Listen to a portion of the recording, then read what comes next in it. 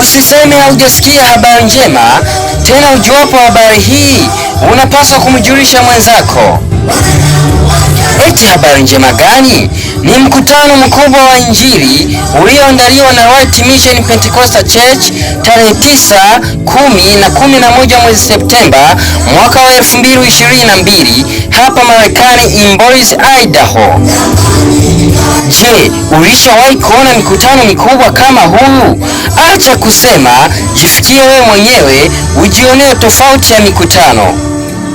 Watakuwepo wageni kutoka Afrika, Tanzania, Kongo na state zote 50 za Amerika na pengine popote duniani. Ni mkutano utakaoongozwa na mheshimiwa mwandalizi wa kanisa Reverend Pastor Noel Sunzu.